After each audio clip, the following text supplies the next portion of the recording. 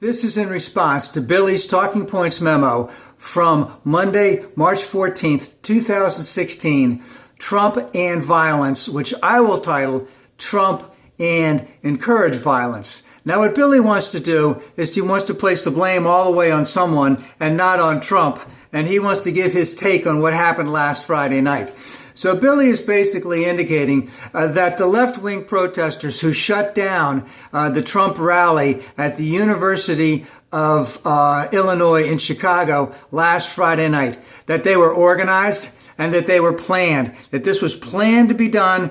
And of course, you have to blame somebody, so you got to blame, the boogie persons, which are Black Lives Matter, Move On, and of course the boogeyman of the progressives, which is George Soros, who I don't think has contributed to Move On for almost 8 or 9 years or maybe more.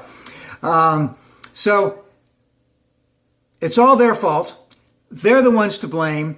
What they are doing is they're denying Trump his right to free speech. So they organized a rally here.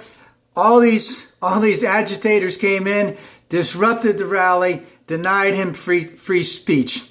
But remember, at all of the previous rallies that we had seen Trump at, where there were, let's say, some disruptors there, they all left peacefully. They were all escorted out. Actually, it was almost like Trump was wanting them to be there because it almost became part of his shtick, that when someone disrupted it, he'd have some of the greatest lines. And of course, those are the lines that the news cycle just shows and shows and shows about this. So these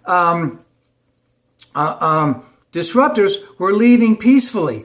Now, I'd like to take another completely different angle of this and indicating that, number one, this shows that Trump is a political genius, or someone on his staff is a political genius, in the sense that, number one, they knew where the location was, meaning that it was in Chicago, that it was a university area right there, and that most young people are much more progressive than old people. And he also knew, or his staff knew, that that university itself had a very heavy population of Latinos, Asians, and blacks.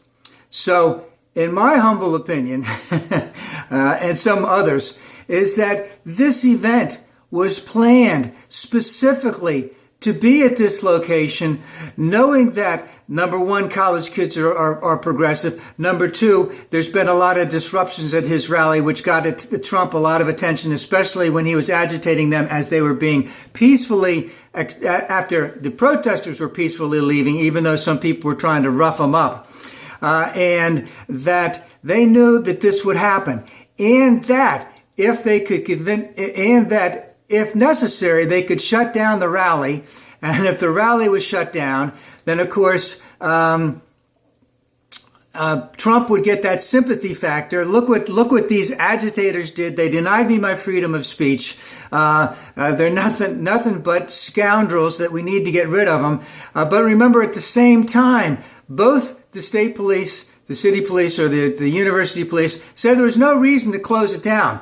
And I watched a lot of the film of it. Yeah, there was just a little bit of scuffles here and there. Not very much. And not very many people were doing it. There was no need to close it down. But again, it got Trump that tremendous sympathy factor. But the idea of the whole thing was, let's put it here, knowing that there might be this type of disruption. Let's get it. Let's close it down ahead of time. Let's get the sympathy factor. Let's have the news cycle for the whole weekend on this thing. And it'll shore up my vote with the people that I need to attract the most, which is white people, and especially white people of lower economic means, lower education, and renters.